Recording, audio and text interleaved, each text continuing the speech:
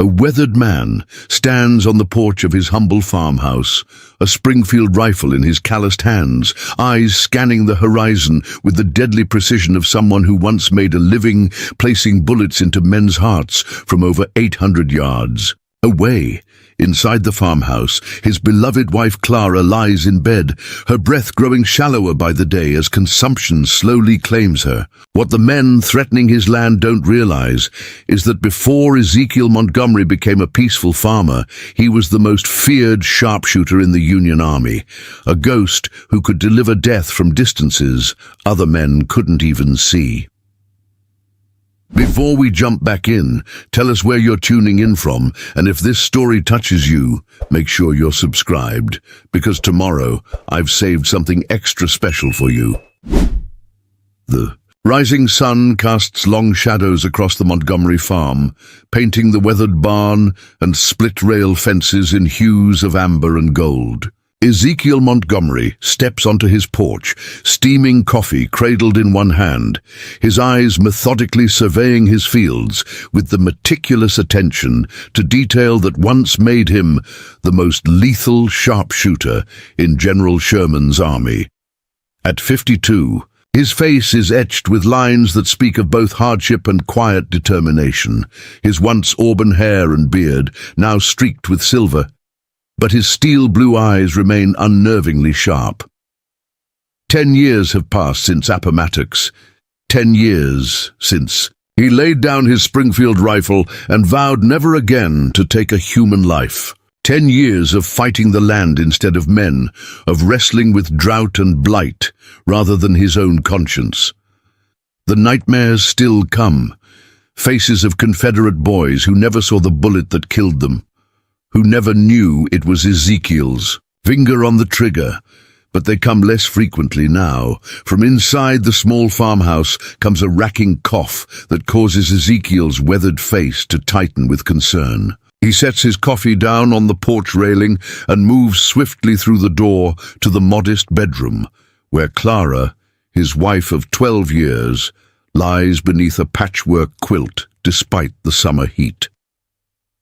"Easy now, my love," he murmurs, his large, calloused, and surprisingly gentle as he helps her sit up.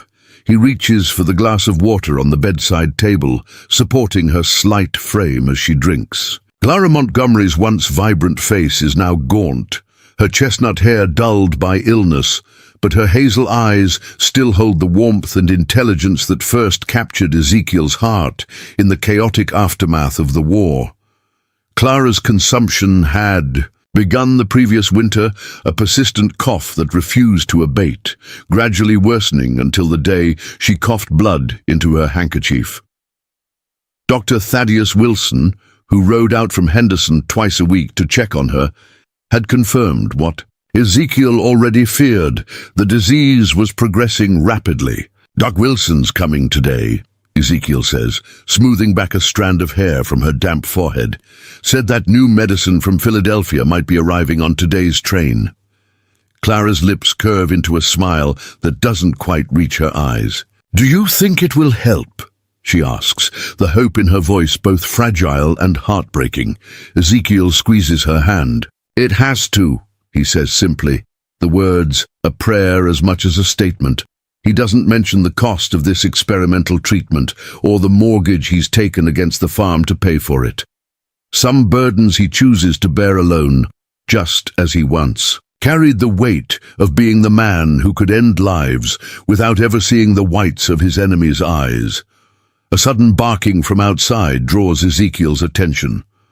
Their cattle dog Ranger, normally even-tempered, is raising an alarm. Ezekiel moves to the window, his body instinctively shifting to avoid being silhouetted against the light, an old sniper's habit that never quite left him.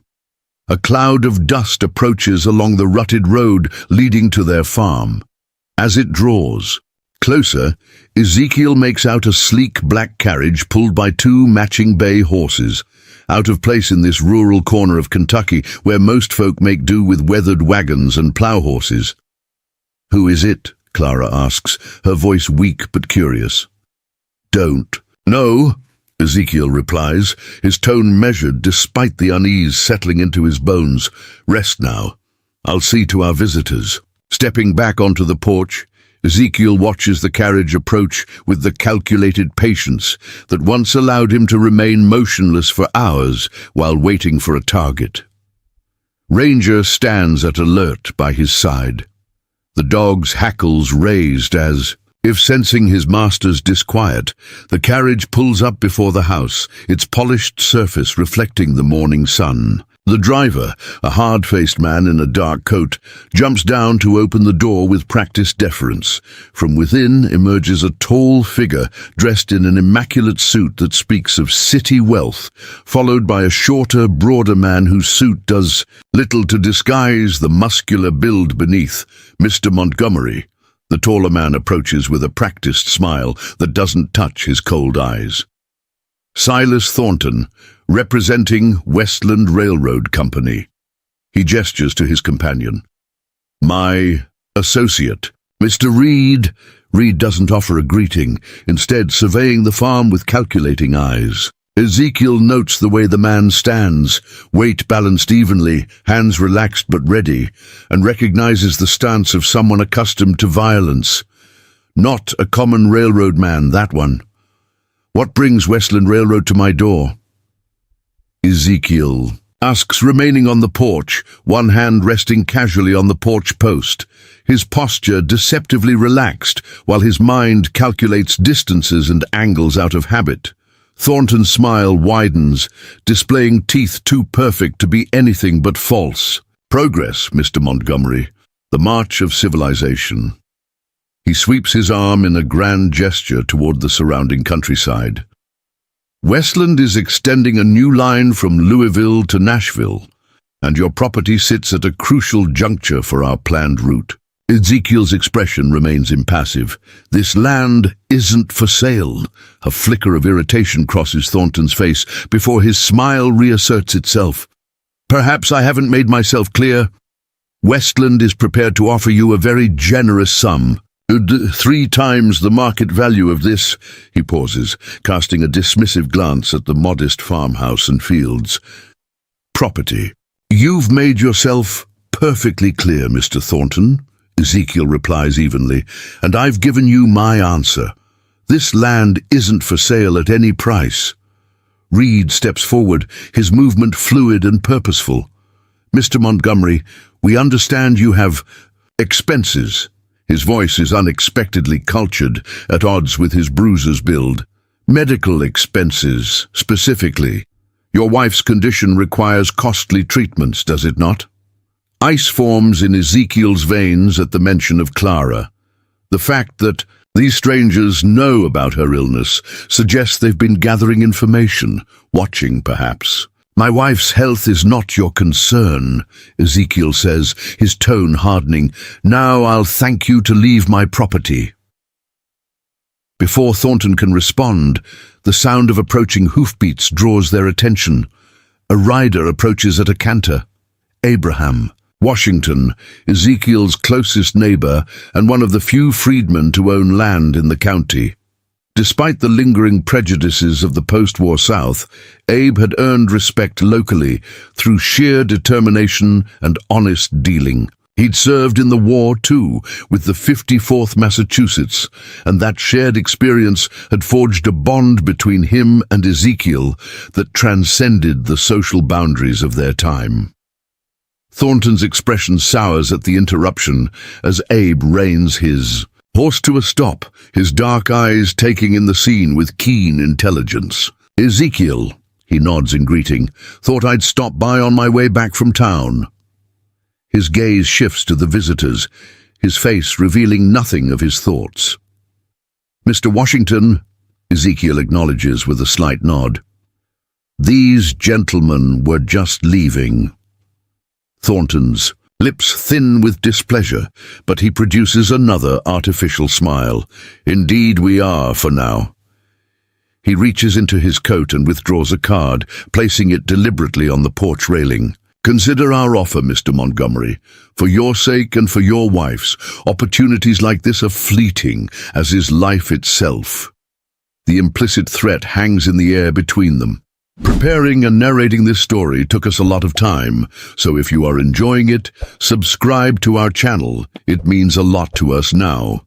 Back to the story. Ezekiel says nothing, his face a mask of stone, but inside something cold and familiar awakens, the calculating patience of a predator. He watches in silence as the men return to their carriage and depart, dust billowing in their wake. Railroad men? Abe asks once they're out of earshot, dismounting from his horse. So they claim, Ezekiel responds, picking up the card Thornton left behind and examining it briefly before tucking it into his pocket. Abe leans against the porch railing, his expression troubled. They've been buying up land all through the county, some folks selling willingly, others, he trails off significantly. Others? Ezekiel prompts. Jenkins' family over in Cedar Creek refused to sell. Week later, their barn burned down. Accident. According to the sheriff. Abe's tone makes it clear what he thinks of that assessment. Old man Phillips held out too, found his irrigation ditch dammed up, crops withering, changed his mind after that. Ezekiel absorbs this information silently, his jaw tightening imperceptibly. They mentioned Clara, he says finally, knew about her illness. Alarm flashes across Abe's face. That's crossing a line, Zeke. Yes, Ezekiel agrees simply. It is. From inside comes another bout of coughing. Ezekiel straightens immediately. Need to see to Clara. You're welcome to come in. Abe shakes his head. Best be getting back. Emma's expecting me. He hesitates, then adds, Be careful, Zeke. These railroad types, they've got money and connections. Sheriff's in their pocket. Already. I've dealt with worse, Ezekiel replies quietly, the understatement hanging between them like gun smoke. After Abe departs, Ezekiel returns to Clara, finding her awake and agitated. Who were those men? She asks, attempting to sit up straighter. Railroad representatives, he answers, trying to keep his tone neutral as he adjusts her pillows. Nothing to concern yourself with. Clara's penetrating gaze suggests she's not convinced. I heard them mention medical expenses, Zeke. They were talking about me, weren't they? Ezekiel sighs, knowing better than to attempt deception with his perceptive wife. They want the land for a railroad, trying to use any leverage they can find. Clara's thin hand finds his, her grip surprisingly strong. This farm is our future. Zeke, don't let my condition force your hand. Before he can respond, there's another knock at the door. This time it's Dr. Wilson, his medical bag in hand, his kind face creased with concern beneath a shock of white hair. How's our patient today? He asks, setting his bag down and immediately moving to check Clara's pulse and breathing. The coughing's worse, Ezekiel answers, stepping back to give the doctor room, but remaining close enough to catch every shift in the physician's expression. Dr. Wilson conducts his examination methodically, his face betraying nothing until he's finished. The new treatment arrived on the morning train, he says finally, opening his bag to reveal a small brown bottle. It's showing promising results in Eastern hospitals. Hope flares briefly in Clara's eyes. That's good news, isn't it? It is, Dr. Wilson agrees, though something in his tone causes Ezekiel to narrow his eyes. What aren't you saying, Doc? He asks directly. The doctor sighs, removing his spectacles to polish them with a handkerchief, a habit Ezekiel has noticed he resorts to when delivering difficult news. The treatment is expensive, Ezekiel, more than we initially discussed. The suppliers raised their prices, claiming increased demand. He names a figure that makes Ezekiel's stomach tighten. It's nearly double what he'd been prepared for, an amount that would require selling off part of their livestock just to make the first payment. We'll manage, Ezekiel says firmly, ignoring the tightness in his chest. Clara starts to protest, but another coughing fit overtakes her. More severe than the last, Dr. Wilson quickly administers a dose of the new medicine, his movements efficient and practiced. She needs rest now, He tells Ezekiel once Clara has settled. "I'll return tomorrow to check her progress." Outside on the porch, out of Clara's hearing, the doctor speaks more frankly. "This medicine is her best hope, Ezekiel, but I won't lie to you. Her condition is advancing rapidly. Without consistent treatment—" He doesn't need to finish the sentence. Ezekiel nods once, jaw set. "She'll get the treatment, whatever it costs." After Dr. Wilson departs, Ezekiel sits alone on the porch, turning Thornton's card over in his fingers. As the sun climbs higher in the sky, the amount offered for the farm would cover Clara's treatment many times over, would allow them to move somewhere with better medical care, perhaps even give her a fighting chance. But this land represents everything they've built together after the war, shattered the world they knew. It's their sanctuary, their future, their legacy. Selling it would mean surrendering to the same powerful interests that have been reshaping the country and their image since the war's end, the same interests that view people like him and Clara as expendable obstacles to profit. The sound of an approaching horse interrupts his thoughts. Looking up, he sees Sheriff Thomas Beaumont riding toward the farm, his badge glinting in the sunlight. The sheriff is a relatively new arrival to the county, having taken office only 2 years prior. A former Confederate captain, rumor had it, though he and Ezekiel maintained a carefully neutral relationship built on mutual respect for each other's past services. "Montgomery," the sheriff greets him, touching the brim of his hat as he dismounts. "Sheriff," Ezekiel replies, setting aside Thornton's card. "What brings you out this way?" Beaumont removes his hat, running a hand through graying hair. "Heard Westland representatives paid you a visit this morning." At Ezekiel's raised eyebrow he adds, "Word travels fast." "Seems to," Ezekiel agrees mildly. "Though I'm surprised the railroad's business with me warrants the sheriff's attention." Beaumont sighs, settling his hat back on his head. "Look, Montgomery, I'm here as a courtesy. Westland's bringing progress to this county, jobs, commerce, connection to markets. County commissioners are firmly behind the project. And what does that have to do with my farm?" Ezekiel asks, though he already knows the answer. "Your property sits at a critical juncture," Beaumont explains. "The line can't go around it without adding considerable expense and delay." He pauses. "I understand your attachment to this place, but sometimes progress requires sacrifices for the greater good." "The greater good," Ezekiel repeats, his tone flat. "I've heard that argument before, Sheriff, usually from men who aren't the ones being asked to sacrifice." Beaumont's expression hardens slightly. "I'm just suggesting you consider their offer carefully. I've seen what happens when folks stand in the way of companies like Westland. It rarely ends well for them." "Is that a threat, Sheriff?" Ezekiel asks quietly. "A friendly warning," Beaumont corrects, "from one veteran to another." He turns to mount his horse, then pauses. "How's Clara doing? Heard the consumption's getting worse." "She's resting," Ezekiel answers tersely, disliking the mention of his wife's condition from yet another unexpected source. The sheriff nods. "Give her my regards." He hesitates, then adds more softly, "For what it's worth, Montgomery, I hope that new medicine helps her. Nobody deserves to suffer like that." With that, he rides away, leaving Ezekiel to wonder if the expression of sympathy was genuine or another calculated pressure point. The remainder of the day passes in a familiar routine of farm chores and caring for Clara, whose condition seems slightly improved after Dr. Wilson's medicine. As evening falls, Ezekiel sits beside her bed, reading aloud from one of her favorite books as she drifts in and out of sleep. "You should sell," she says suddenly during a lull in his reading, her voice startling him. "The farm. For what they're offering, we could go to Philadelphia or New York, find better doctors."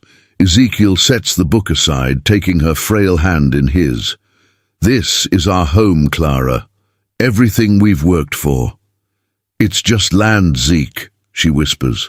"Just soil and timber, not worth your life." A chill runs through him at her words. "What makes you think it would come to that?" Clara's eyes, bright with fever, fix on his. "I saw how you watched those men today. The way you used to look when scouting terrain before a mission. You're preparing for something." Even now, her perception astounds him. During the war, she had been a nurse at a Union field hospital where they first met. He with a minor wound, she exhausted from tending. Far worse cases. She had seen through his outward calm even then, recognizing the toll his specialized duty took on his soul when others saw only a remarkably effective soldier. "I'm just being cautious," he assures her. Old habits. She doesn't look convinced, but is too weary to press further. Soon she falls into an uneasy sleep, leaving Ezekiel alone with his thoughts. Later that night, after ensuring Clara is sleeping peacefully, Ezekiel descends to the root cellar beneath the kitchen. In the farthest corner, behind preserved vegetables and bins of dried beans, stands an old trunk he hasn't opened in years. The key, kept on a leather cord around his neck alongside his wedding band, turns stiffly in the lock. Inside, wrapped in oiled cloth, lies his Springfield rifle, the brass fittings gleaming softly in the lantern light, as if the decade since it last saw use was merely an afternoon. Beside it rests a wooden case containing his specialized scope, custom-made by a German immigrant who had understood Ezekiel's requirements with unsettling precision. There are boxes of ammunition, a spotter's logbook containing calculations for wind and distance now yellowed with age, and a smaller box holding the Silver Eagle insignia that had identified him as part of the Union's elite sharpshooter regiment. Ezekiel doesn't remove the rifle, merely confirms its presence with a light touch of his fingertips against the familiar stock.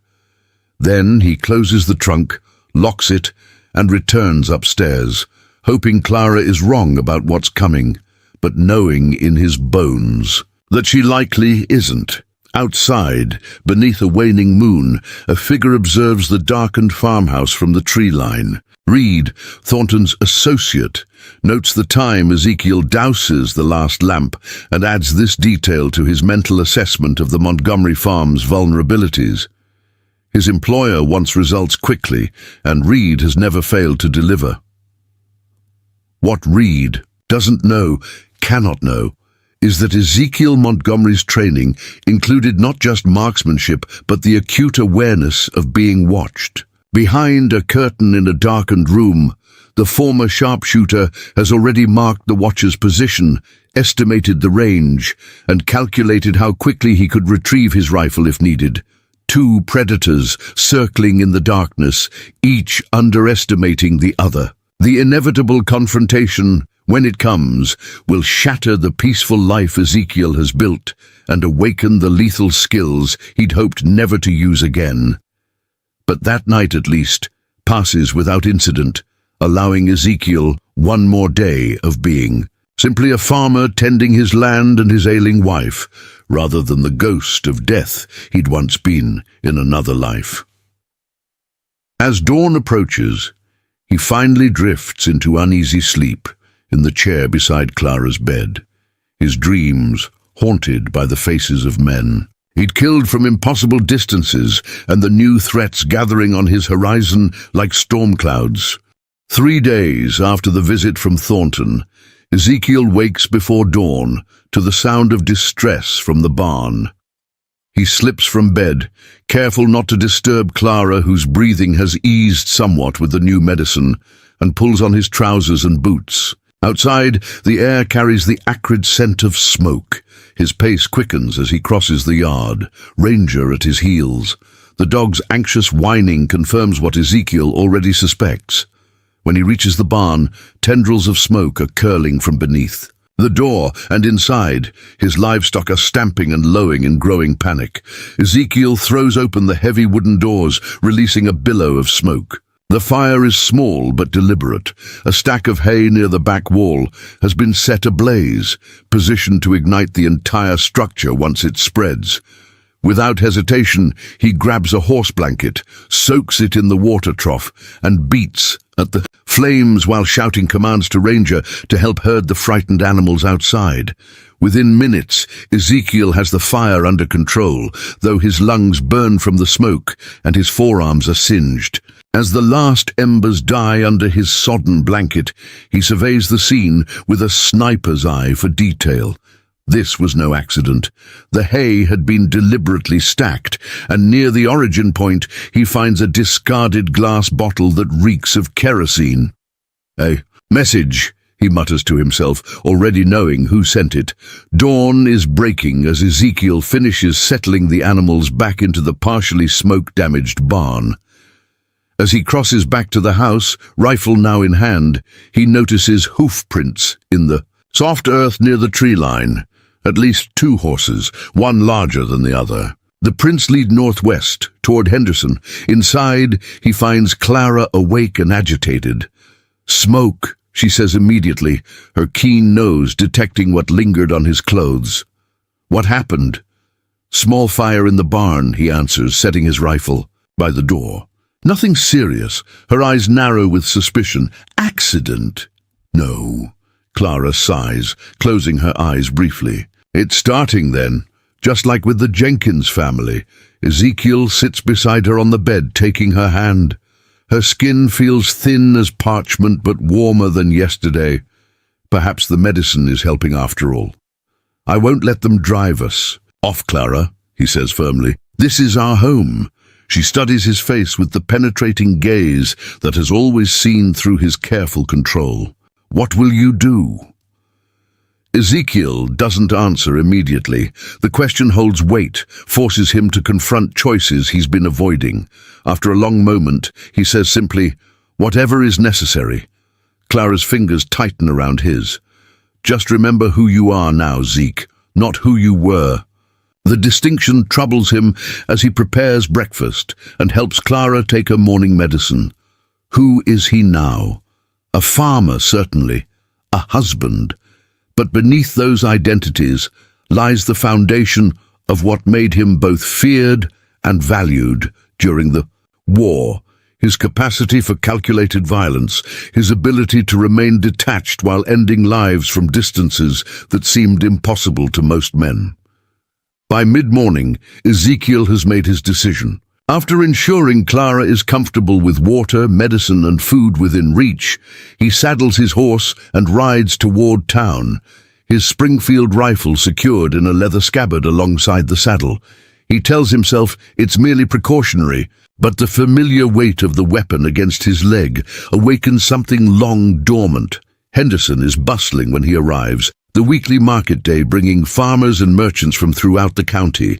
Ezekiel ties his horse at the hitching post outside the general store, his eyes methodically scanning the street. 2 blocks down, the newly constructed Westland Railroad office stands out with its freshly painted sign and polished windows. Inside the general store, Ezekiel purchases ammunition under the guise of hunting, aware of the curious glances from the shopkeeper who knows Ezekiel rarely hunts anymore. He's adding coffee and sugar to his purchases when the bell above the door chimes and Abraham Washington enters. "Didn't expect to see you in town today," Abe remarks, surprise evident in his voice. "Needed supplies." Ezekiel answers simply, "Abe's." Gaze flickers to the boxes of ammunition on the counter, then back to Ezekiel's face. "Heard there was trouble at your place this morning." Fire.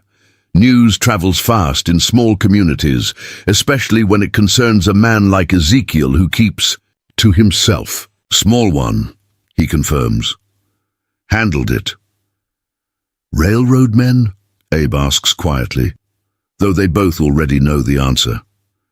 Before Ezekiel can respond, the store's atmosphere shifts perceptibly as 3 men enter. Silas Thornton, flanked by Reed, and another man Ezekiel hasn't seen before, taller even than Thornton, with a knife scar bisecting his left cheek. Thornton pauses when he sees Ezekiel, surprise quickly masked by a practiced smile. "Mr. Montgomery, what a pleasant coincidence." "Is it?" Ezekiel asks flatly, finalizing his purchase with the now visibly uncomfortable shopkeeper. Thornton's smile doesn't falter. I trust you've had time to reconsider our generous offer, especially after this morning's unfortunate incident. The open acknowledgement of the fire confirms what Ezekiel already knew. He studies Thornton with the same detached calculation he once used to assess battlefield terrain. "I have reconsidered," he says, watching Thornton's expression brighten momentarily. "My answer is still no." The smile freezes on Thornton's face. Beside him, Reed shifts almost imperceptibly, his right hand drifting toward his coat in a motion Ezekiel recognizes all too well. "That would be unwise," Ezekiel says quietly, his eyes never leaving Thornton's, but his attention fully on Reed's hand. "Very unwise, in public." Something in his tone causes Reed to hesitate, a flicker of uncertainty crossing the enforcer's face. Thornton places a restraining hand on Reed's arm. "We're all civilized men here," Thornton says smoothly. "I'm simply trying to conduct business that benefits everyone. The railroad brings prosperity, Mr. Montgomery, progress. Surely you don't want to stand in the way of that." "Your progress burned down Jenkins' barn and nearly mine," Ezekiel states flatly. "That's not business, that's intimidation." A hush falls over the store as other customers turn to watch the confrontation. Thornton's facade of geniality slips for an instant, revealing a cold rage beneath before he masters himself. "Serious accusations, Mr. Montgomery. Without proof." His voice hardens. "Be careful what you imply. Westland Railroad has friends in high places who wouldn't look kindly on slander." Abraham steps forward, positioning himself subtly at Ezekiel's side. "Seems Mr. Montgomery is just stating facts as he sees them. Man's entitled to that." The scarred newcomer fixes Abe with a contemptuous stare. "Nobody asked for your opinion, boy." The racial slur hangs in the air like gunpowder waiting for a spark. Abe stiffens, but his expression remains controlled, a discipline learned through years of navigating a society that still views him as less than equal, despite his service and sacrifice. "Mr. Washington fought for this country," Ezekiel says, his voice deceptively soft. "Bled for it. Show some respect." The scarred man sneers. "Fighting on the wrong. That's enough, Maddox." Thornton interrupts sharply, clearly recognizing the dangerous territory. "We're here for supplies, not conversation." He turns back to Ezekiel, his smile returning, though it doesn't reach his eyes. "Consider my offer standing, Mr. Montgomery, for your wife's sake, if not your own." Ezekiel gathers his purchases without responding, nods once to Abe and moves toward the door.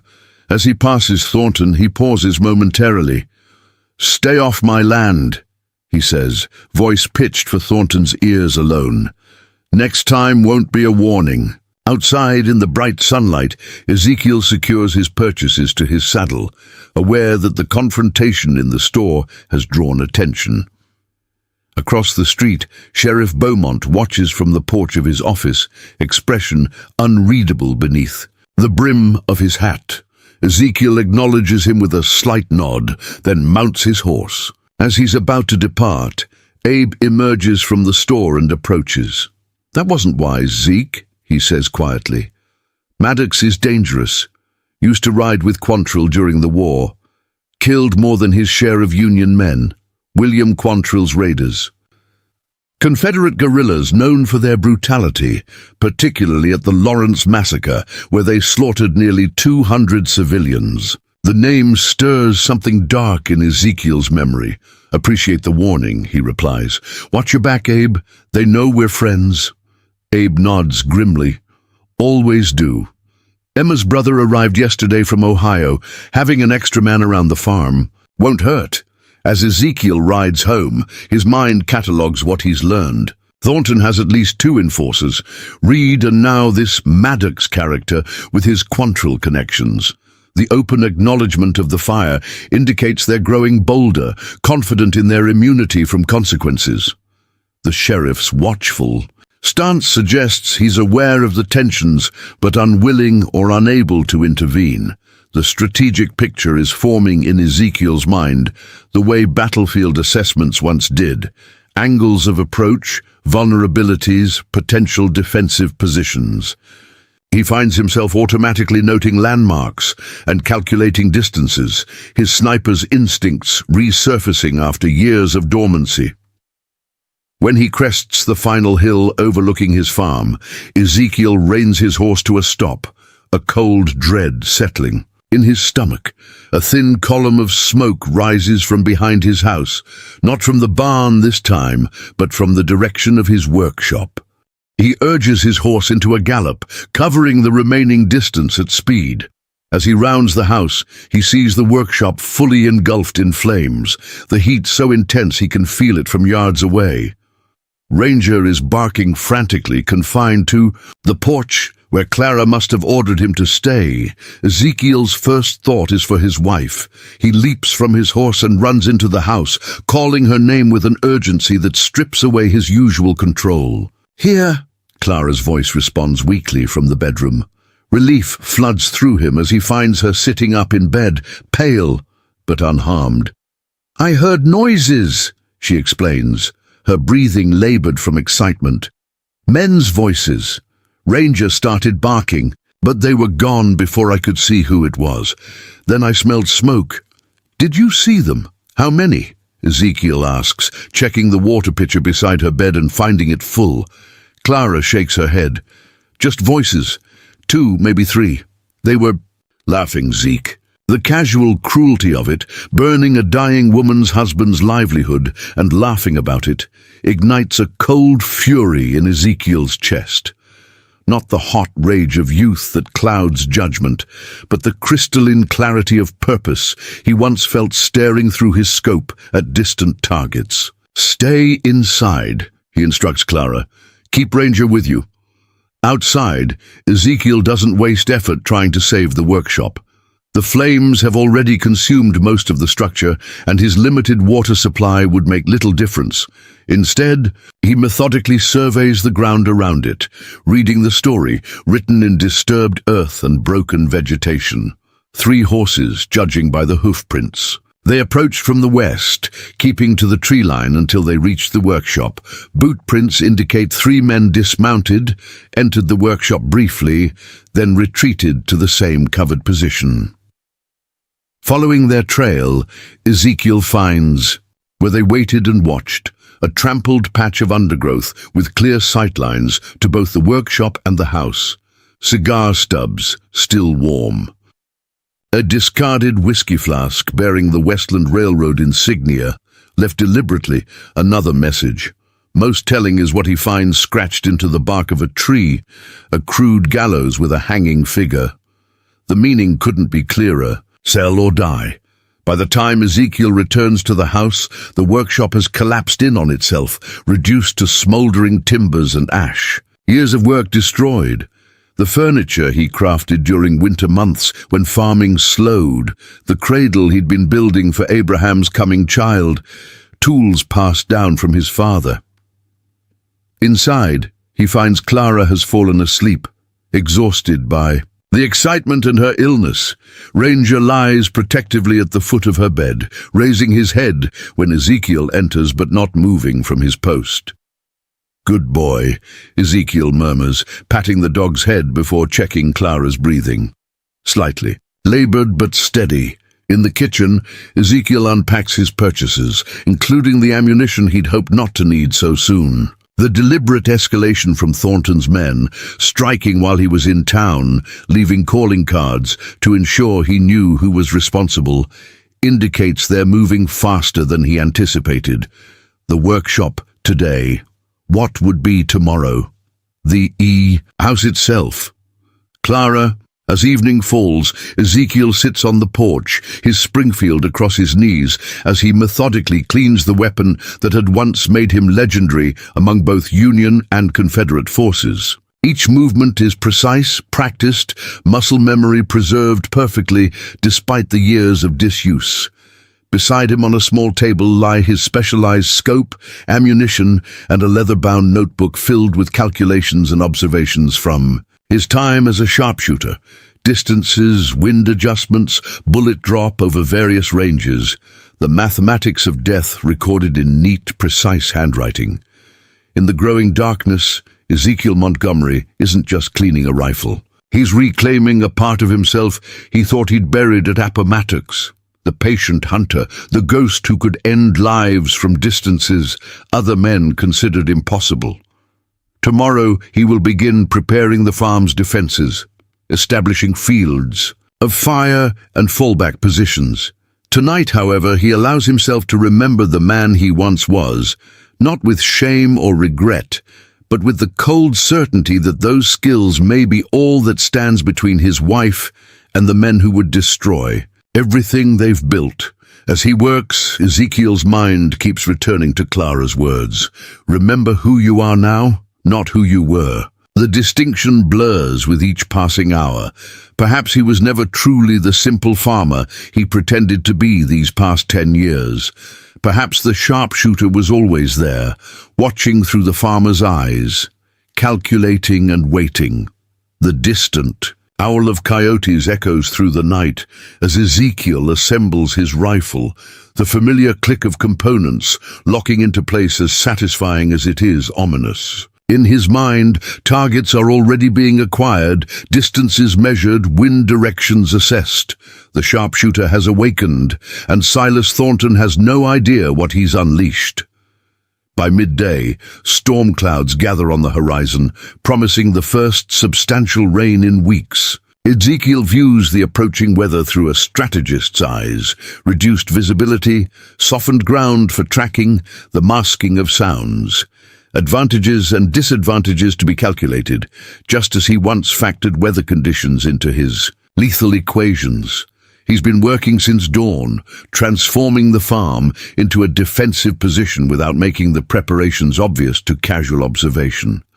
A fallen tree now provides cover with clear sightlines to the main approach. The root cellar has been stocked with enough provisions and medicine for Clara to last several days, if necessary.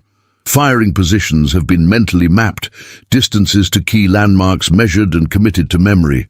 As he works, Ezekiel keeps Clara's condition foremost in his mind. Dr. Wilson's expensive medicine seems to be helping. Her breathing is less labored, her fever reduced. But she remains dangerously weak. Moving her would be risky, perhaps fatal. Yet keeping her here means placing her at the center of a coming storm. The sound of approaching hoofbeats brings Ezekiel's hand instinctively to the revolver, now holstered at his hip. He relaxes slightly when he recognizes Dr. Wilson's bay mare, though the physician's unexpected visit raises concern. "Didn't expect you until tomorrow," Ezekiel says as the doctor dismounts, medical bag in hand. Wilson's expression is grave beneath his shock of white hair. "Heard about the fire. Thought I should check on Clara." He pauses, studying Ezekiel's face. "And you?" As they walk toward the house, the doctor adds quietly, "Word spreading, Ezekiel. People are choosing sides." "Didn't ask them to." "No, but Thornton has. He's at the Fremont Hotel holding court, offering contracts to landowners along the proposed route, making promises to some, threats to others." Wilson's voice drops further. "Judge Harmon is there, Mayor Collier too." The implication is clear. Thornton is consolidating his influence, bringing the town's leadership under his control. The strategic balance is shifting rapidly. Inside, they find Clara awake and alert, her color noticeably improved. As Wilson examines her, Ezekiel watches from the doorway, noting the doctor's surprised expression as he listens to her lungs. "The new treatment is working better than I expected," Wilson admits, returning his stethoscope to his bag. Her lungs are clearer, fever reduced. Hope flares in Ezekiel's chest, quickly tempered by practical considerations. How long until she can be moved? Clara's eyes sharpen at the question. Wilson hesitates, weighing his response. 2 weeks of consistent treatment might see her strong enough for a short journey, but Ezekiel Interrupting the regimen even briefly could undo all progress. After the doctor departs with a promise to return in 2 days, Clara fixes Ezekiel with a penetrating gaze. "You're planning something." He sits beside her, taking her hand, just considering options. "I won't be the reason you lose this farm," she says firmly, "or the reason you become someone you've fought so hard not to be these past 10 years. Ezekiel looks away, unable to meet her eyes. Sometimes a man doesn't get to choose who he needs to be. Clara's thin fingers tighten around his. "Promise me something. Before you do whatever you're planning, talk to Sheriff Beaumont. Try the law's way first." The request surprises him. Beaumont's sympathies seem clear, perhaps, but he wears that badge for a reason. Make him earn it before you take matters into your own hands. The logic is sound, though Ezekiel doubts its effectiveness. Still, he nods in agreement, unwilling to deny her reasonable request. "Tomorrow. I'll speak with him tomorrow." That evening, as the promised storm finally breaks over the farm, Ezekiel sits by the window, watching lightning illuminate the landscape in stark, momentary tableaus. The tactical part of his mind notes how each flash reveals potential approach routes, how the thunder masks the sound of movement. In the shadows of their bedroom, Clara sleeps peacefully, her breathing steadier than it's been in weeks. The contrast between her improving health and their deteriorating situation isn't lost on him. She might recover only to find their home destroyed, their future shattered.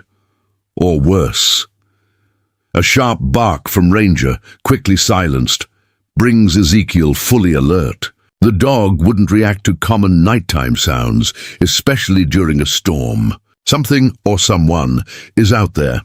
Moving with practiced silence, Ezekiel retrieves his revolver and positions himself away from the window, eyes scanning the darkness between lightning flashes. There, a shadowy figure darting between the barn and the burned-out shell of his workshop, then another closer to the house. They've come in the storm, using the weather as cover just as he anticipated. The question is whether this is another warning or something more lethal. Ezekiel weighs his options. Confronting them directly risks escalation, potentially putting Clara in the crossfire. Allowing them to proceed unchallenged invites further aggression. The tactical assessment comes automatically, his military training reasserting itself in the face of threat. Decision made, he moves silently to the kitchen, slips out the rear door, and circles wide around the property, using the storm's darkness as his ally. Rain soaks him instantly, plastering his shirt to his skin, but he barely notices. His focus narrows to the hunt, senses heightened as they once were when stalking through war-torn landscapes. The two figures have converged at the front of the house. In a brilliant flash of lightning, Ezekiel recognizes Reed's broad shoulders, and beside him, the taller silhouette of Maddox. They're positioning something on the porch, not explosives or fire, he judges by their casual movements, but something deliberate. Ezekiel closes the distance, revolver ready but not yet drawn. Another lightning flash reveals their handiwork. A crude effigy, fashioned from straw and cloth, hanging from a small wooden frame. A warning then, not an immediate attack, a message meant to terrify. Rather deliver your message in person, Ezekiel says quietly from behind them. Both men spin, hands dropping to weapons. Reed recovers first, a tense smile spreading across his face. "Montgomery, thought you might be watching." "Get off my land," Ezekiel orders, his voice deadly calm despite the rain streaming down his face. Maddox's hand continues its drift toward his holster. "Or what, farmer? You'll plant us like corn?" "I've planted better men than you," Ezekiel replies. The admission of his wartime actions hanging between them in the rain-soaked darkness. Something in his tone gives both men pause. Reed's eyes narrow, reassessing. Mr. Thornton's patience is running thin. 2 fires were warnings. 3rd time won't be so gentle. Nor will I, Ezekiel says simply. This is your last chance to walk away. Tell Thornton I'll speak with Sheriff Beaumont tomorrow. After that, whatever happens is on your heads. Maddox snorts derisively, but Reed studies Ezekiel with new calculation. You're just one man, Montgomery, a farmer with a sick wife. Don't overestimate your position. You're the one making miscalculations. Ezekiel responds, his stillness more threatening than any movement could be. Ask around about me, Reed, about what I did during the war. Then ask yourself if this land is worth dying for. Lightning illuminates. The standoff, 3 men in a deadly triangle with rain cascading between them. For a tense moment, Ezekiel thinks Maddox will draw despite the warning. Then Reed places a restraining hand on his companion's arm. We delivered our message, Reed says, backing away slowly. How you respond is your choice. After they disappear, into the stormy darkness, Ezekiel remains motionless, listening until he's certain they've truly departed. Then he turns to the crude effigy, tearing it down with a single violent motion before returning inside. Clara is awake when he enters their bedroom, her eyes finding his rain-soaked figure with immediate concern. They were here, she says. Not a question, just delivering threats, he answers, changing into dry clothes. Nothing to worry about. She doesn't believe him. He can see it in her eyes. But she doesn't press. Instead, she asks, will you keep your promise about seeing the sheriff? First thing tomorrow, he confirms, settling into the chair beside her bed.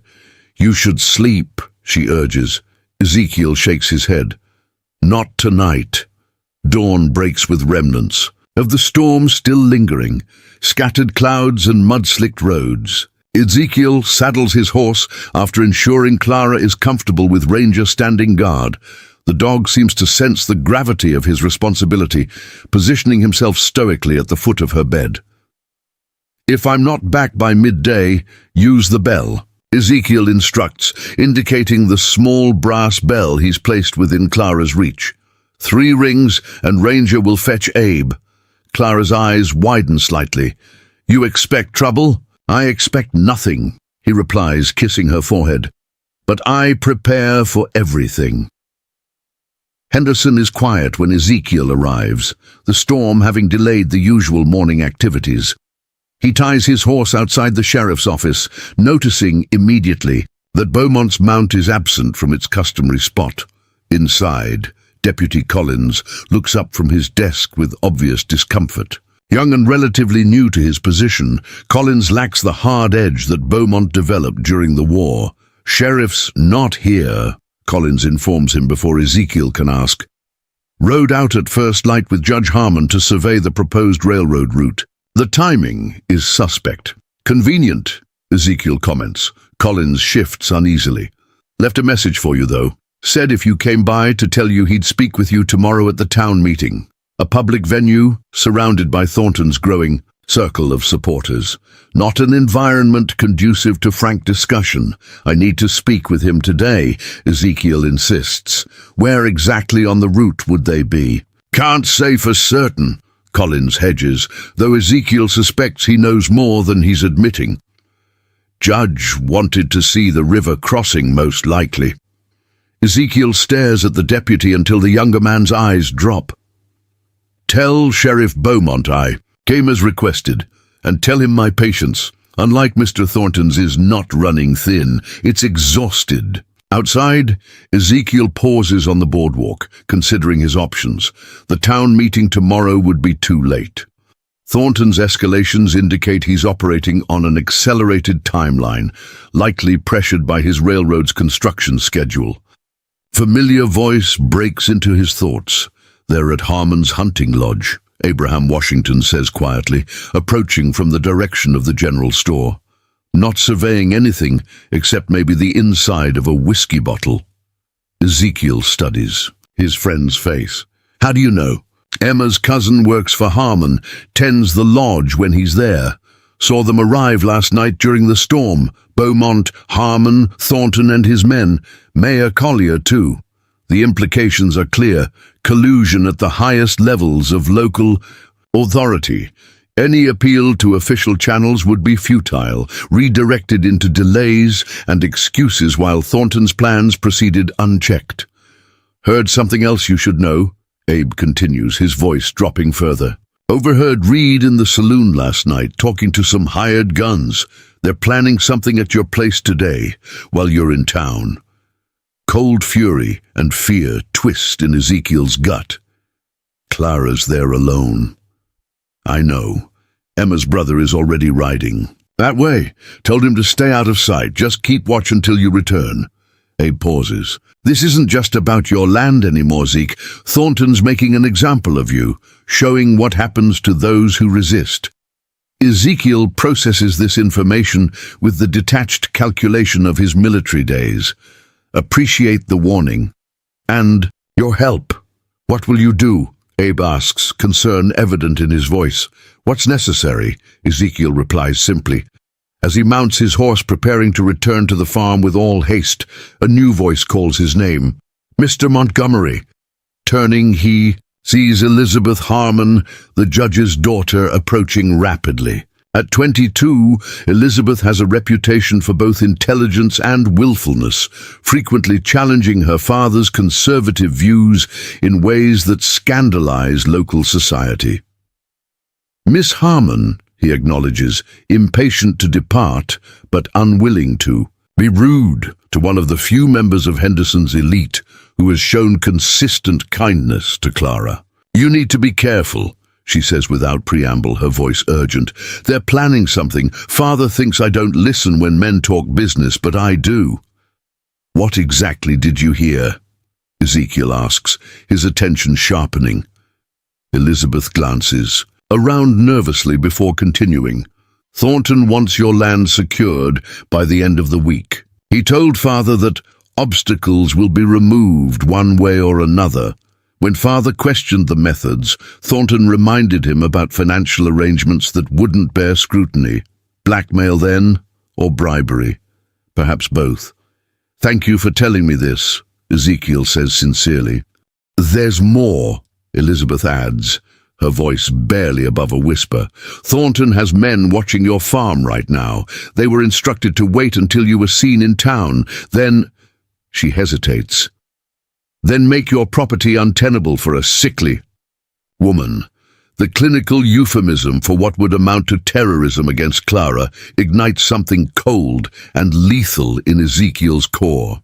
When did they leave? Just after dawn. A man named Reed and 3 others I didn't recognize. 4 men, with at least an hour's head start, heading toward his defenseless wife. Ezekiel's mind instantly calculates travel times, factoring in the muddy roads from the storm. Miss Harmon, I'm indebted to you, he says, already turning his horse. If you'll excuse me, Mr. Montgomery, she calls after him, please be careful. These aren't honorable men. The observation would be almost amusing if the situation weren't so dire. Honorable men rarely featured in Ezekiel's wartime experiences on either side of the conflict. He pushes his horse as hard as the muddy conditions allow, taking a less traveled route that cuts through Simmons Woods rather than following the main road. The shortcut is risky in these conditions, but could save crucial minutes. As he rides, Ezekiel's mind shifts fully into the tactical mode that once made him so valuable to Union commanders. He mentally inventories his weapons, revolver on his hip, rifle in its scabbard, knife in his boot. He visualizes the farm's layout, identifying likely approaches Reed and his men would take, calculating fields of fire from various defensive positions. Most importantly, he formulates contingencies for Clara's safety. If the house is already under siege when he arrives, how to extract her without exposing her to greater danger. If Reed has set fires or created other environmental hazards, what routes remain for escape? The familiar cold clarity descends over him, the state of mind he once entered before taking a difficult shot. Extraneous concerns fall away, leaving only the essential calculations of survival and the protection of what matters most. When he emerges from the woods onto the ridge overlooking his farm, Ezekiel reins his horse to an abrupt halt. Even from this distance, he can see unfamiliar horses tied at the edge of his property, 4 of them, partially concealed in the trees but visible to his practiced eye. Dismounting, he retrieves his Springfield rifle and makes his way down the ridge on foot, moving silently despite his urgency. The mud works to his advantage now, muffling his footsteps as he approaches from an unexpected direction. Through his scope, he surveys the scene below. 2 men are visible near his barn, one he recognizes as Maddox, the other unfamiliar, both armed with rifles. There's no sign of Reed or the 4th man, nor any indication of Clara's condition. No smoke or flames yet, which he takes as a positive sign. Ezekiel calculates distances automatically, 327 yards to Maddox. Slight breeze from the west, requiring a minor adjustment. Ground slightly damp from the rain, but not enough to significantly affect the shot. For a moment, his finger rests lightly on the trigger, the familiar pressure bringing back a flood of memories from a dozen battlefields. One clean shot, and Maddox would no longer be a threat. The mathematics of death, once his stock in trade, unfold in his mind with frightening clarity. But Clara's voice echoes in his memory. Remember who you are now, not who you were. Reluctantly, Ezekiel lowers the rifle. Not yet. Not until he knows. Clara is safe, and all other options exhausted. He will kill if necessary. Of that he has no doubt. But he won't surrender to that part of himself until absolutely required. Instead, he continues his careful approach, circling wide to come. In behind the barn, where he can better assess the full situation. As he moves, one thought burns with crystal clarity in his mind. Whatever happens in the next hours will determine not just the fate of his farm, but whether Ezekiel Montgomery remains the man he struggled to become, or reverts fully to the lethal ghost who once haunted Confederate lines, dealing death from distances other men couldn't comprehend. And if Reed or his men have harmed Clara in any way, there will be no force on earth that can protect them from the vengeance of the most feared sharpshooter in Union history. Ezekiel edges closer to the barn, moving from shadow to shadow with the practiced stealth that once allowed him to infiltrate Confederate lines. Through gaps in the weathered boards, he can see Maddox and the stranger conversing in low tones, rifles propped casually against a stall. Their posture suggests they're waiting for something, or someone. The question of Reed's whereabouts sends a spike of fear through Ezekiel's chest. If not here, then potentially at the house with Clara. He shifts his focus, scanning the farmyard for any sign of movement near the main building. There, a shadow passes by the kitchen window. Someone's inside. Years of disciplined control are all that prevent Ezekiel from rushing headlong toward the house. That would be fatal, tactically unsound. Instead, he analyzes the situation with cold precision. 2 men at the barn, at least. One inside the house, and a 4th unaccounted for. Clara vulnerable, possibly already confronted by Reed. A noise from beyond the corral draws his attention. The 4th man, emerging from the outhouse, buttoning his trousers as he walks toward the barn. This creates a momentary opportunity, reducing the variables Ezekiel must contend with simultaneously. Decision made, he circles behind the barn, using its bulk to shield his approach from the house. When the 4th man rounds the corner, whistling tunelessly, Ezekiel strikes with the silent efficiency that made him lethal in close-quarters combat. One hand clamps over the man's mouth, while the other drives the hilt of his knife against the base of the skull. Not enough to kill, but sufficient to render him unconscious. Ezekiel drags the limp form behind a stack of hay bales, securing him. with leather straps from a nearby harness. One down, three to go. Inside the barn, Maddox's voice rises slightly. Reed's taking too long. Should have just burned the place and been done with it. Boss wants it looking like an accident. The other man responds, fire's too obvious after what happened at the workshop. Accident, my ass, Maddox scoffs. Everyone'll know it was us. That's the whole damn point, showing what happens to folks who don't cooperate. Ezekiel's jaw tightens as the casual cruelty of their plan becomes clear. Whatever Reed is doing, inside the house, it's designed to harm Clara while maintaining a veneer of plausible deniability. He weighs his options. The direct approach would be fastest but riskiest, charging into the barn, eliminating these two, then dealing with Reed. But gunfire would alert Reed, potentially endangering Clara further if she's being used as leverage. Instead, Ezekiel employs a tactic from his battlefield days. Reaching into his pocket, he withdraws a smooth riverstone he'd picked up while crossing Simmons Creek. With practiced precision, he throws it through the open barn door, where it clatters loudly against a metal milk pail. What the hell was that? Maddox's companion hisses, reaching for his rifle. Probably just a rat, Maddox replies, though uncertainty tinges his voice. Check it out. When the man steps cautiously through the doorway, Ezekiel is waiting. A swift, brutal strike with the rifle butt drops him without a sound. Before the man's body hits the ground, Ezekiel has already slipped into the shadowy interior of the barn. Maddox turns at the sound of footsteps, expecting his companion. His eyes widen, in shock at the sight of Ezekiel advancing from the gloom, rifle leveled at his chest. Make a sound, Ezekiel says quietly, and it's the last one you'll make. Recognition dawns in Maddox's eyes, followed by a calculating assessment of his chances. His hand twitches toward the revolver at his hip. I wouldn't, Ezekiel advises, his voice devoid of emotion. I've dropped men at 800 yards. This distance I couldn't miss if I tried. Something in his tone convinces Maddox of the truth. His hand moves away from the weapon. Montgomery, he acknowledges, a sneer attempting to mask his unease. Didn't expect you back so soon.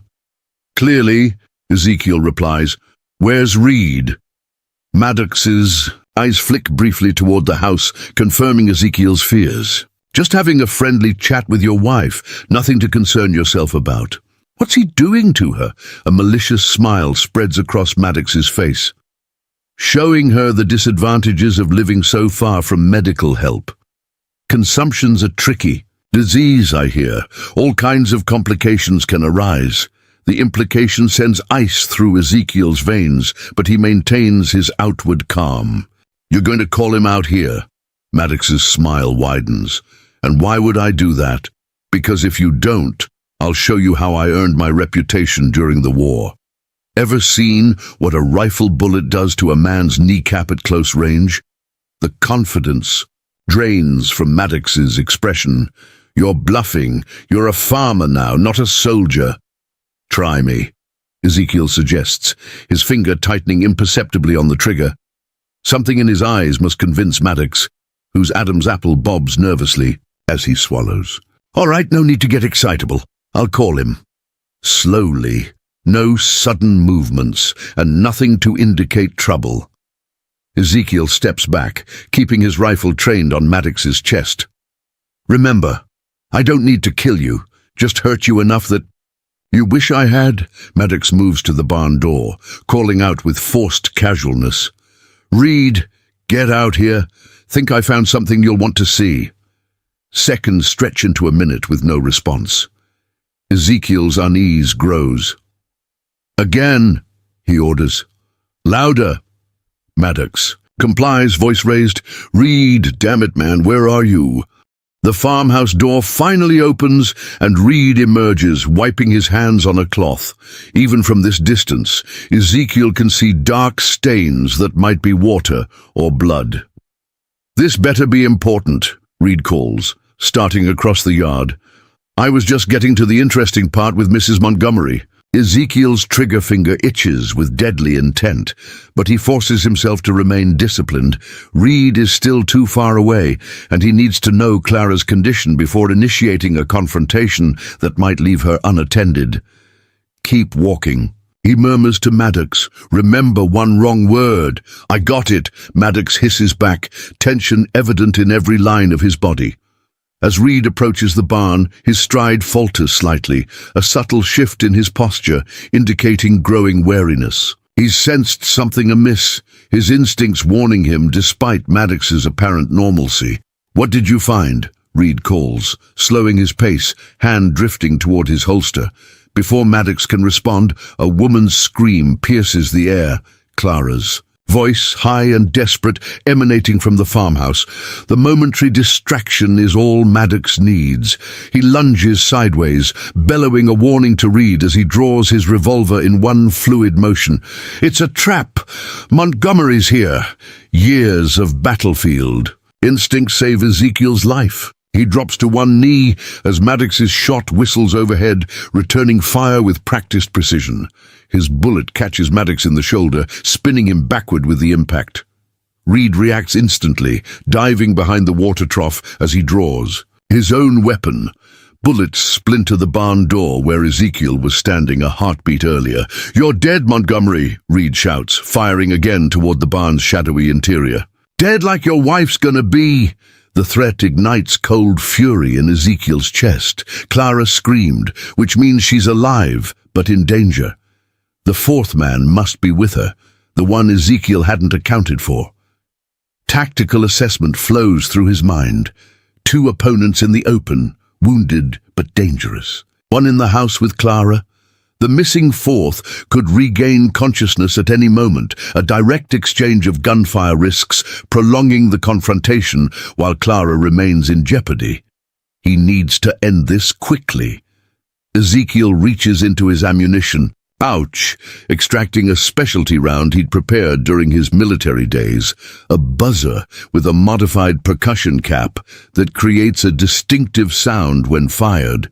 Confederate troops learned to fear this signature, knowing it heralded death from an unseen enemy. Loading it into his Springfield, he takes careful aim at the metal bucket hanging beside the water trough, not at Reed himself, but near enough to achieve his purpose. The rifle's report echoes across the farmyard, followed by the distinctive buzzing whine as the bullet strikes metal with a resonant clang. Reed flinches violently, recognition dawning in his expression as he stares toward the barn. "That was a warning," Ezekiel calls, his voice carrying clear authority. "The next one goes through your spine. 10th vertebra, to be precise. I've made that shot 100 times. Reed's face pales visibly. "Montgomery," he acknowledges, a new caution in his tone. "Let's not be hasty here. We can talk this through. Drop your weapon. Hands where I can see them. Look, there's been a misunderstanding." Another shot, another buzzer, this one striking inches from Reed's boot. He jerks backward, genuine fear replacing calculation in his eyes. "Jesus Christ," Reed gasps, dropping his revolver and raising his hands. "All right, just stop shooting."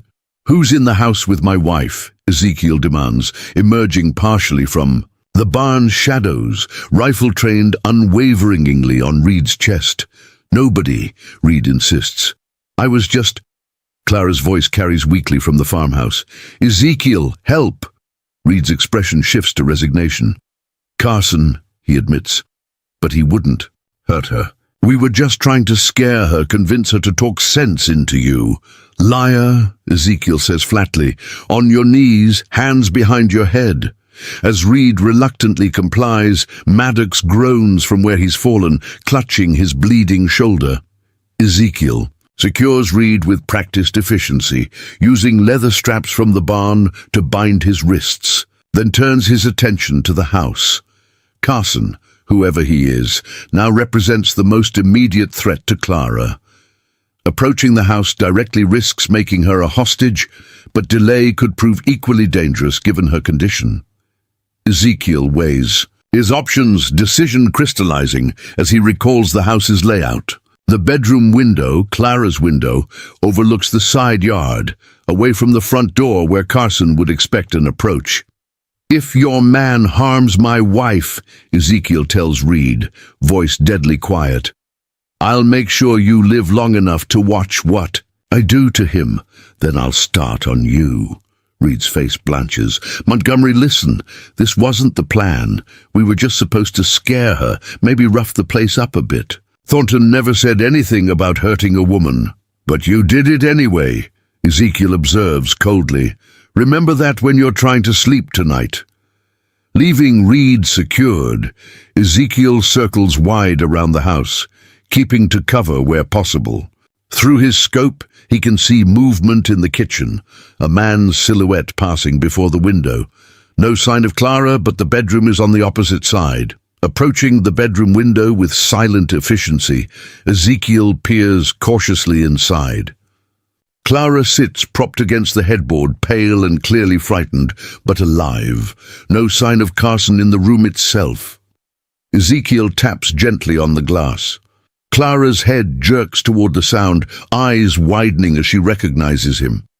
She glances anxiously toward the bedroom door, then back to Ezekiel, a clear warning. Carson is nearby, likely in the hallway or adjacent room. Ezekiel gestures for Clara to cover her ears, then steps back, takes aim at the window latch, and fires. The glass shatters inward, and he moves immediately, clearing remaining shards with his rifle butt before climbing through. "Where is he?" Ezekiel whispers, crossing quickly to Clara's side, noting with rage the red mark on her cheek. "Someone has struck her. Kitchen," she breathes. "He was heating the poker in the stove. Said he'd—" She breaks off, shuddering. "Stay here," Ezekiel instructs, checking her pulse and finding it rapid but strong. "Keep Ranger with you." The dog, who had been cowering beneath the bed, emerges at the sound of his name, positioning himself protectively beside Clara. Footsteps sound in the hallway, Carson responding to the breaking glass. Ezekiel moves silently to position himself beside the bedroom door, revolver drawn. As the door starts to open, he steps behind it, using its movement for concealment. "Mrs. Montgomery?" Carson calls, edging into the room, shotgun first. "What was that noise?" When he clears the door's edge, Ezekiel strikes with practiced precision, disarming him with a sharp blow to the wrist before driving the revolver's barrel into the base of the man's skull. Carson crumples, consciousness fleeing before he can raise an alarm. Clara's eyes are wide as Ezekiel secures the unconscious man. "Is he alive?" Ezekiel confirms. "For now."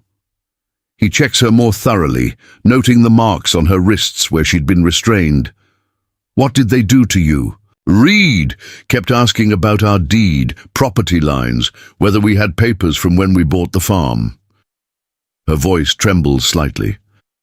"When I wouldn't tell him, he said they'd make sure I needed more medicine than we could afford. That Carson knew ways to worsen consumption symptoms without leaving evidence." Ezekiel's hand tightens on his revolver. "I'll kill them." "No." Clara grips his arm with surprising strength. "That's what they want, to provoke you into something they can use against you legally. Sheriff Beaumont would have to act if you murdered them, regardless of the provocation." The strategic assessment cuts through Ezekiel's rage. She's right. Of course. Thornton would happily sacrifice these men to remove the obstacle Ezekiel represents through legal means. "What about the others?" Clara asks. "There were at least 4. "Secured," Ezekiel assures her. "They won't trouble us further today." A sudden commotion outside draws his attention to the window. Abraham Washington rides into the farmyard at a gallop, accompanied by a younger man Ezekiel recognizes as Emma's brother Samuel. Both are armed. "With rifles, reinforcements," Ezekiel observes with grim satisfaction. Abe's timing was always good. He moves to the window, signaling to Abe that the situation is under control. Abe acknowledges with a raised hand before dismounting to investigate the bound men by the barn. "What now?" Clara asks, her breathing labored from the excitement. Ezekiel considers their position. Reed and his men have crossed a line, escalating from property damage to direct physical threats against Clara. But as she pointed out, killing them would only serve Thornton's purposes. "Now we demonstrate that actions have consequences," he says finally, "and we ensure Thornton understands exactly who he's dealing with." By the time Sheriff Beaumont arrives, summoned by a farmhand who witnessed the confrontation from the road, Ezekiel has all 4 of Thornton's men secured in his barn. Reed's injured shoulder has been roughly bandaged, and all have been relieved of their weapons. Beaumont surveys the scene with obvious discomfort, noted the marks on Clara's face and wrists, the unconscious Carson just beginning to stir, and Ezekiel's coldly controlled demeanor. "Quite a situation you've got here, Montgomery," the sheriff observes, thumbs hooked in his belt loops. "Home invasion," Ezekiel replies evenly. "Assault on my wife, attempted arson based on the coal oil we found in their saddlebags. Seems straightforward. To me," Reed attempts to protest. "That's a lie. We were invited here to discuss—" "By whom?" Ezekiel interrupts. "My wife, who you struck and threatened with a heated poker. Or perhaps by me, who was in town specifically looking for the sheriff while you were terrorizing a bedridden woman." Beaumont shifts uncomfortably. "These are serious allegations." "With multiple witnesses," Abraham adds, stepping forward. "Samuel and I saw Montgomery capture these men after they attacked his wife. Dr. Wilson has already examined Mrs. Montgomery and documented her injuries. And I believe Miss Elizabeth Harmon will testify that she overheard these men planning their attack at her father's lodge last night." The mention of Elizabeth Harmon causes Beaumont to pale slightly. "Judge Harmon's daughter?" "The same," Ezekiel confirms. "Seems the judge's involvement with Thornton has not gone unnoticed by his own family." Beaumont removes his hat, running a hand through his hair in evident distress. "This complicates matters." "Only if you allow it to," Ezekiel observes. "The law is clear. These men assaulted my wife and trespassed on my property with intent to do harm. In some jurisdictions, I'd be within my rights to have shot them all." The implied threat hangs in the air between them, a reminder that Ezekiel's restraint was a choice, not a necessity.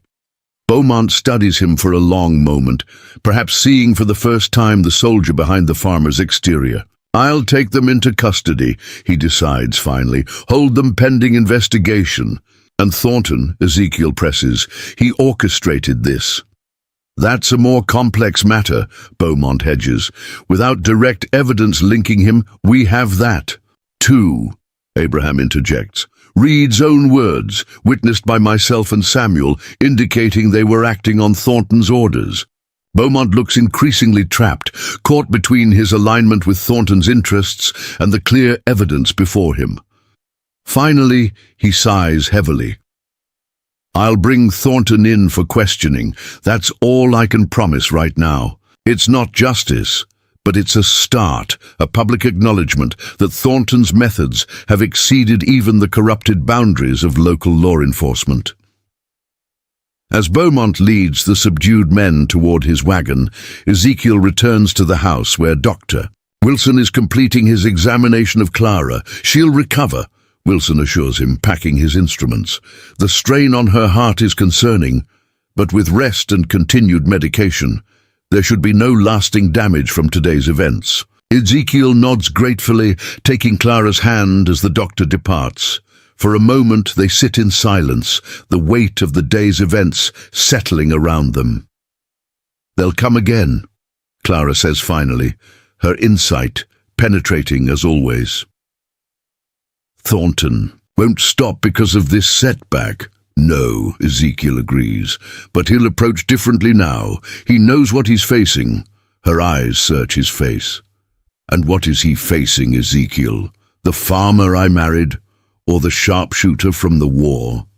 The question hits with precision, targeting the conflict that has been building within him since Thornton's first appearance. Who is he now? Who must he become to protect what matters? Both, Ezekiel answers after a thoughtful pause. The farmer who values this land and our life upon it, and the soldier who knows that some battles can't be avoided, only one, Clara's, and tightens around his. Just remember which battle you're fighting. It's not about vengeance or pride, it's about our home. As evening falls across the farm, bringing with it a tentative peace, Ezekiel stands on the porch, watching the last glow of sunset paint the fields in amber and gold. In town, Reed and his men sit in jail cells, and Thornton faces questioning that will, at minimum, damage his carefully cultivated public image. It's a temporary victory, Ezekiel knows. The real confrontation is yet to come. But today has changed the equation, demonstrated to Thornton and his allies that Ezekiel Montgomery is not merely an obstacle to be removed, but a formidable opponent with resources and resolve they hadn't anticipated. The Springfield rifle rests against the porch railing, its presence both a comfort and a reminder of paths not chosen. Ezekiel runs his fingers along the weathered stock, feeling the ghosts of battlefields past. He had hoped never to rely on these skills again, yet here they are, as essential to protecting his home as his knowledge of crop rotation and animal husbandry. Perhaps, he reflects, the division between farmer and soldier was always artificial, a boundary he created to separate himself from the violence of his past. But a man is the sum of all his experiences, all his capabilities. The precision and discipline that made him lethal with a rifle also make him methodical in tending his fields. The strategic thinking that positioned him on distant ridges now helps him plan for drought and frost. The real question isn't whether he's a farmer or a soldier, it's what purpose those combined skills will serve. As darkness claims the farm and stars emerge overhead, Ezekiel makes his choice. He will be what circumstances demand, peaceful when possible, lethal when necessary, but always in service to this land and the woman who made it home. Thornton and his railroad will learn what Confederate generals eventually understood: underestimating. Ezekiel Montgomery is a mistake that few have the luxury of making twice. Word of the confrontation at the Montgomery farm spreads through Henderson County like wildfire. By sunrise the following day, the details have transformed with each telling, some claiming Ezekiel single-handedly defeated a dozen hired guns, others insisting he'd executed men in cold blood before Sheriff Beaumont intervened. The truth, as always, lies somewhere between. Silas Thornton sits in Judge Harmon's study, nursing a glass of bourbon despite the early hour. His carefully tailored appearance has slipped. His collar is unbuttoned, his hair disheveled from repeated, agitated passes of his hand. "This changes nothing," he insists, though his tone lacks conviction. "Montgomery is one man. The railroad has the backing of governors and senators." Judge Harmon looks decidedly less comfortable than he had at their previous meetings. "One man who just publicly humiliated your enforcers and exposed your methods to the entire county," he counters. "The optics are problematic, Silas." "Optics?" Thornton scoffs. "We're building the future here. Progress demands sacrifice, not the sacrifice of the law's appearance," Harmon replies, lowering his voice, though they're alone in the room. "I've backed your efforts because they ultimately benefit Henderson, but there are limits to what I can justify." The study door opens without a knock, and Elizabeth Harmon enters, her expression cool as she regards Thornton. "Father, Mr. Thornton's carriage is attracting attention in our drive. Perhaps he should continue this discussion elsewhere." Judge Harmon clears his throat uncomfortably. "Elizabeth, please. Mr. Thornton and I are conspiring," she suggests, arching an eyebrow. "Yes, I'm aware. As is Sheriff Beaumont, who mentioned he'll be stopping by later to discuss yesterday's events in considerable detail." Thornton rises. abruptly, placing his glass down with barely controlled violence. "Your daughter seems determined to undermine Henderson's future prosperity, Judge." "My daughter," Harmon responds with unexpected firmness, "understands that prosperity built on the suffering of our neighbors has no foundation. Perhaps I'm beginning to see her point." The subtle shift in alliance is not lost on Thornton, whose face flushes with anger. "I see Montgomery has more allies than anticipated. Very well." He gathers his hat and gloves. "But remember, Judge, the railroad will be built. The only variables are who benefits and who stands in the way." After Thornton's departure, Elizabeth turns to her father. "He's a dangerous man." Harmon sighs heavily. "All ambitious men are dangerous, my dear. The question is whether their ambition serves a greater good. And does his?" Elizabeth challenges. The judge doesn't answer immediately, his gaze drifting to the window where Thornton's carriage is disappearing down the drive. "I thought so," he admits finally. "Now I'm no longer certain." At the Montgomery farm, Clara sits propped up in bed, color returning to her face as she sips the broth Ezekiel prepared. The marks on her face have darkened to bruises, physical evidence of yesterday's violence that neither of them mentions. "You should go to the town meeting," she tells him, setting the bowl aside. "People need to hear your side of things before." Thornton twists the narrative. Ezekiel looks up from cleaning his revolver, a task he's been performing with methodical precision. "And leave you unprotected?" "Abraham said Emma would stay with me," Clara reminds him, "and Dr. Wilson is coming to check my progress. I won't be alone." The concern in Ezekiel's eyes doesn't diminish. Thornton's desperate now. Desperate men take risks. All the more reason to confront him publicly, Clara argues. Force him to defend his actions where everyone can witness it. Ezekiel considers her words, recognizing the strategic wisdom. A public confrontation shifts the battle to terrain where Thornton's advantages, money, political connections, might be neutralized by community sentiment. And after yesterday, that sentiment increasingly favors the Montgomerys. "Very well," he concedes finally, "but I'll position Ranger by your bedside. One ring of the bell, and he'll alert Emma." Clara smiles faintly. "Always the tactician." "Always. Your protector," he corrects gently. The Henderson Town Hall stands on the main square, a modest brick building that serves as the center of local governance. By midday, it's filled beyond capacity, townsfolk crowding the main chamber while latecomers strain to hear through open windows. Mayor Collier, a portly man whose political survival relies on keen awareness of public opinion, calls the meeting to order with obvious discomfort.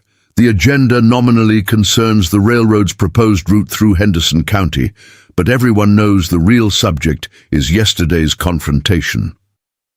Ezekiel stands near the back, observing the proceedings with a sniper's patience. Abraham beside him, both men scanning the crowd for potential threats. Thornton sits prominently in the front row, immaculately dressed once more, his composure apparently restored. Sheriff Beaumont leans against the far wall, expression unreadable. Beneath his mustache, Mayor Collier begins with practiced neutrality. "As you all know, Westland Railroad has proposed a route connecting Louisville to Nashville through Henderson County. Mr. Thornton will outline the economic benefits, after which we'll hear concerns from affected property owners." Thornton approaches the podium with confident strides, his voice carrying clearly as he describes increased commerce, rising property values, and job opportunities. The speech is polished, persuasive, until the moment someone in the back calls out, "What about burning? Down barns to get that land?" A murmur runs through the crowd. Thornton's smile tightens imperceptibly. "I'm not aware of any connection between Westland Railroad and the unfortunate accidents that have befallen some properties." "Accidents?" another voice challenges. "4 men caught threatening Ezekiel Montgomery's wife ain't no accident," Thornton's composure cracks slightly. If certain individuals employed excessive zeal in pursuing legal negotiations, they acted without authorization. Westland categorically condemns. "Your men are sitting in jail cells right now," Abraham Washington interjects, voice carrying clearly through the chamber. "Reed admitted they were following your orders." The crowd's murmur grows louder, hostile. Mayor Collier bangs his gavel ineffectually. "Order, please. Mr. Washington, you'll have your turn to speak." "Let Montgomery speak," someone shouts. "Let's hear his side." All eyes turn to Ezekiel, who has remained silent throughout. Slowly, deliberately, he moves forward through the parting crowd. Unlike Thornton, he makes no attempt at oratory or persuasion as he addresses the gathered townsfolk. "My wife was assaulted yesterday by men working for Westland Railroad," he states flatly. "Not the first property they've targeted, but certainly the most violent attempt. Before that, they burned my workshop and tried to burn my barn." His voice remains measured, factual, more powerful for its restraint. "I fought for this country, watched men die for the ideal that America means something more than powerful interests, crushing whoever stands in their way." He pauses, his gaze sweeping the room. If progress means terrorizing women and destroying honest livelihoods, then perhaps progress needs reconsidering. The simplicity of his statement resonates through the chamber. Even those who stand to benefit from the railroad shift uncomfortably, confronted with the human cost of Thornton's methods. Thornton recognizes the turning tide, his expression hardening, as he rises to his feet. "Touching sentiments, Mr. Montgomery, but the march of civilization stops for no man. Your property sits at a critical juncture.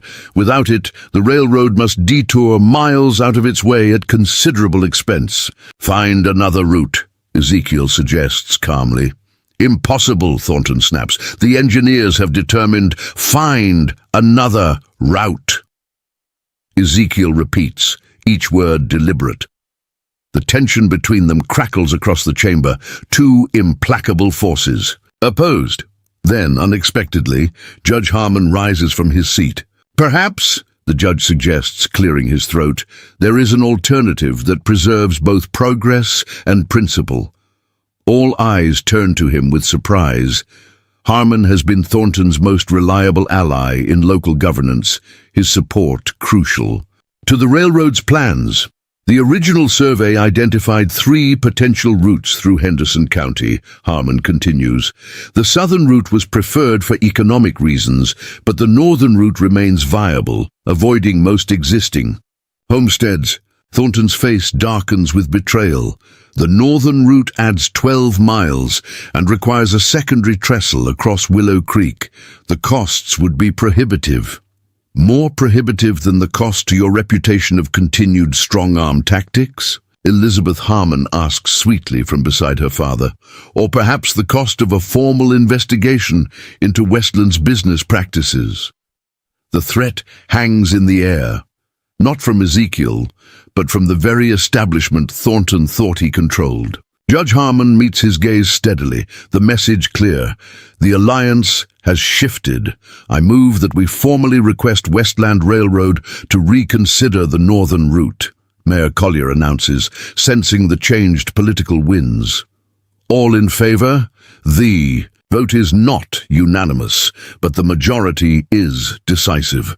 Thornton stands rigid with suppressed fury as his carefully laid plans disintegrate before him. "This isn't over," he mutters to Ezekiel as the meeting dissolves into excited conversation.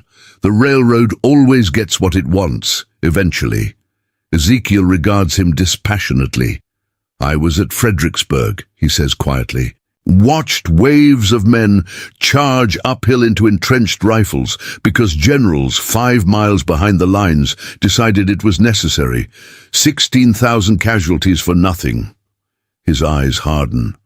The powerful have always sacrificed others for their visions, but occasionally, Mr. Thornton, the sacrifices fight back.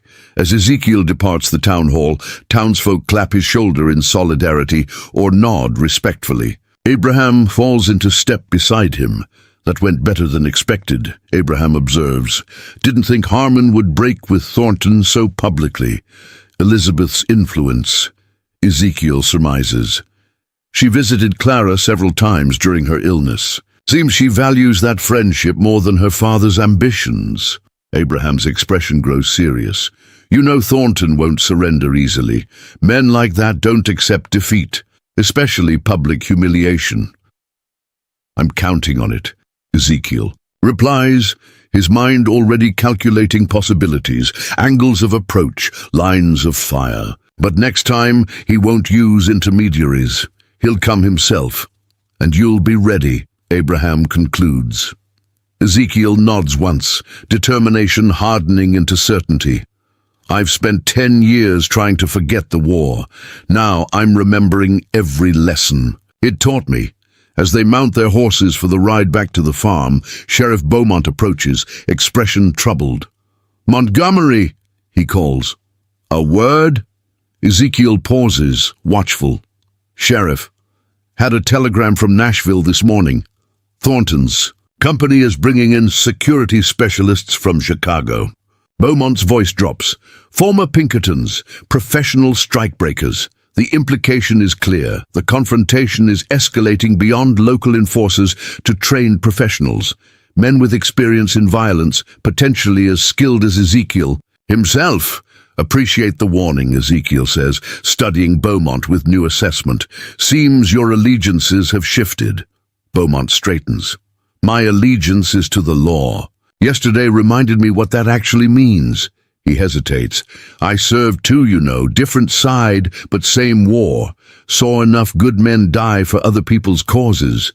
With a slight touch to his hat brim, the sheriff turns away, leaving Ezekiel to contemplate this unexpected ally and the approaching storm. Thornton is wounded, but not defeated. His resources far from exhausted. The victory at the town meeting may have only accelerated his determination. As Ezekiel rides home to Clara, the tactical part of his mind is already planning defenses, calculating fields of fire, identifying fallback positions. The professional killers from Chicago will come with strategies of their own, but they'll face an opponent who once held entire Confederate battalions at bay with nothing but a rifle and uncanny patience. The final confrontation approaches, not for land or railroad routes now, but for the very soul of Henderson County and the future it will embrace. Dawn breaks across the Montgomery farm 3 days after the town meeting. Ezekiel stands on his porch, watching the golden light transform dew-soaked fields into a shimmering tapestry. In these quiet moments, he can almost believe the danger has passed, almost. The Pinkerton men arrived in Henderson yesterday, 5 of them according to Sheriff Beaumont's intelligence. Unlike Reed and his crude enforcers, these professionals maintain a low profile, taking rooms at separate establishments, observing without being observed. They haven't approached the farm yet, but Ezekiel feels their presence like a barometric pressure before a storm. Inside, Clara's recovery continues steadily. Dr. Wilson's treatment has worked better than anyone dared hope. Her cough diminished, her strength returning incrementally. Yesterday, she managed to sit at the kitchen table for an entire meal, a small victory that had brought unexpected tears to Ezekiel's eyes. They're coming today, she says quietly from the doorway behind. Him wrapped in a shawl despite the summer morning warmth. Ezekiel doesn't turn, doesn't ask how she knows. Clara has always possessed an intuition that borders on prescience, a quality that made her an exceptional nurse during the war and an even better wife during the peace that followed. Yes, he agrees, simply. Clara moves to stand beside him. Her, and finding his, you've prepared. It's not a question. The farm has been subtly transformed over recent days. Sightlines cleared, potential cover removed or reinforced, ammunition staged at strategic positions. Abraham Washington and his brother-in-law Samuel arrived last night, ostensibly to help with farm chores. Sheriff Beaumont rode out at dawn, allegedly on routine patrol, his deputy strategically positioned in town to monitor Thornton's movements. "I won't lose you," Ezekiel says, finally turning to meet her gaze. "Not to consumption, not to Thornton, not to anything in this world." Clara's smile is gentle, tinged with the wisdom of someone who has witnessed too much suffering to believe in absolute promises. "Sometimes our battles choose us, not the other way around." She squeezes his hand. "But I believe in you, Ezekiel Montgomery. I always have." The words settle into him like bedrock, a foundation on which he can stand against whatever comes. Mid-morning, the first sign appears, a plume of dust on the eastern road, approaching steadily. Through his scope, Ezekiel counts 3 riders, with what appears to be a 4th figure in a carriage behind them. "Company coming," he calls to Abraham, who has been mending fence posts within earshot. "Get Clara and Emma to the root cellar." Abraham nods, dropping his tools without hesitation. Samuel's watching the western approach. No movement there yet. Ezekiel processes this information with military precision. If the Pinkertons are professionals, they'll approach from multiple directions, coordinating their movements.